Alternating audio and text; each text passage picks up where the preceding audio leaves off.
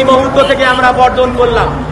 একই সাথে রংপুর সিটি কর্পোরেশনের অনিয়ম এবং দুর্নীতির বিরুদ্ধে পক্ষকালব্যাপী প্রচার এবং প্রকাশ থাকবে। আপনারা যে টেলিভিশন মিডিয়া, অনলাইন মিডিয়া এবং পত্র পত্রিকাতে আছেন, তারা সবাই সিটি কর্পোরেশনের অনিয়ম এবং যত দুর্নীতি আছে সমস্ত দুর্নীতি আপনারা একেবারে প্রমাণিতভাবে আপনারা সেটি প্রচার করবেন এবং সেটা যেন তথ্য আপনাদের কাছে থাকে।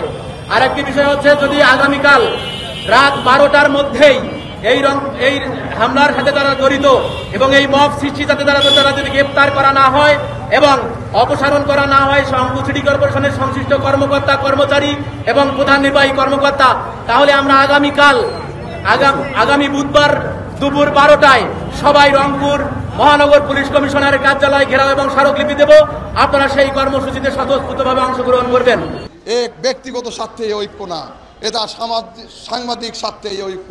এই ঐক্য আপনারা অটুট রাখবেন এবং আমাদের সাথে কাঁধে কাঁধ মিলিয়ে আগামী দিনে সুন্দর একটি বাংলাদেশ গড়ার জন্য যে স্বপ্ন আমরা দেখছি, সেই স্বপ্নকে লালন করছি, ধারণ করছি, সেই স্বপ্ন বাস্তবায়ন করার জন্য আপনারা এগিয়ে আসবেন এবং আমাদের ব্যক্তিগত স্বার্থ, ব্যক্তিগত দ্বন্দ্ব যার মধ্যে যাই থাকুক না কেন, আমরা সকল সাংবাদিক এক, রংপুরের সকল সাংবাদিক আমরা একটি পতাকা তলে আবদ্ধ হব।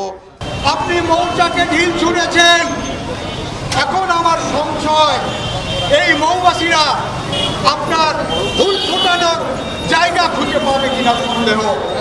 তাদের সময় থাকতে আপনি যে কর্ম করেছেন, সাংবাদিক রিয়াকত আলী বাদলের কাছে আপনাকে ক্ষমা চাইতে হবে, নচেত আপনি পোটলা গোটাবেন, রংপুর থেকে আপনাকে চলে যেতে হবে।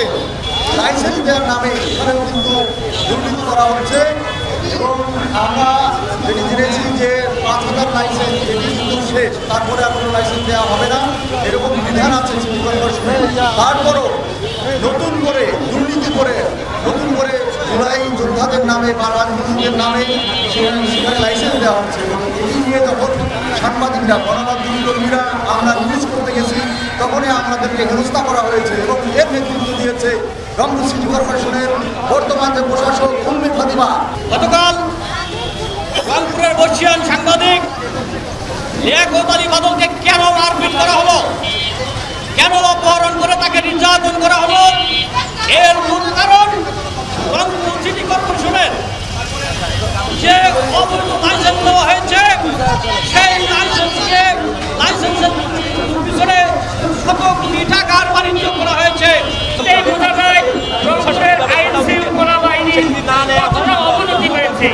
যেখানে সাংবাদিকরা নিরাপদ নয়, সেখানে রংপুরবাসী কতটা নিরাপদ, আইন শৃঙ্খলা বাহিনী, পুলিশ বাহিনী যারা এখানে আছেন তাদের কাছে প্রশ্ন রাখলাম। এবং সেই সাথে television camera journalist association TCA রংপুরের পক্ষ থেকে এই ঘটনার তীব্র নিন্দা ও প্রতিবাদ জানাচ্ছি। সাংবাদিক নির্যাতনের ক্ষেত্রে রংপুরের প্রতিটি সাংবাদিক আজকে জোরালো ভূমিকা পালন করবে।